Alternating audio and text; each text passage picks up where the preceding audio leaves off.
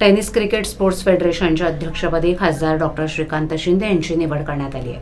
त्यानिमित्तानं रविवारी ठाण्यातील सत्कार रेसिडेन्सी हॉटेलमध्ये छोटेखानी पण महत्त्वपूर्ण कार्यक्रमाचं आयोजन करण्यात आलं होतं. या कार्यक्रमानंतर प्रसारमाध्यमांशी संवाद साधताना खासदार डॉक्टर श्रीकांत शिंदे यांनी विविध विषयांवर स्पष्ट भूमिका मांडली. संजय राऊत यांच्या वक्तव्यांबाबत विचारलेल्या प्रश्नावर ते म्हणाले की कोण काय बोलतो, कशावर बोलतो यावर उत्तर देणं माझ्यावर बंधनकारक आहे का?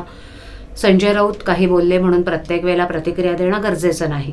सलमान खान यांच्या उपस्थितीबाबत बोलताना डॉक्टर शिंदे म्हणाले की तो एक चांगला कार्यक्रम होता आणि चांगल्या कार्यक्रमाला सलमान खान यांनी उपस्थिती लावली ही निश्चितच चांगली गोष्ट आहे. राष्ट्रीय स्वयंसेवक संघाच्या शताब्दी वर्षानिमित्त सुरू असलेल्या उपक्रमाबाबत ते म्हणाले की राष्ट्रीय स्वयंसेवक संघाला 100 वर्ष पूर्ण झाली आहेत. या औचित्यानं सरसंघचालक मोहनजी भागवत देशाच्या विविध भागात जाऊन व्याख्यानं आणि संवाद साधतायत. मी स्वतः दिल्लीतील त्यांच्या व्याख्यानमालेला उपस्थित होतो. संजय राऊत यांच्यावर अप्रत्यक्ष टीका करताना खासदार शिंदे म्हणाले की मला वाटतं सकाळी उठून त्यांना काही ना काही बोलायचं असतं.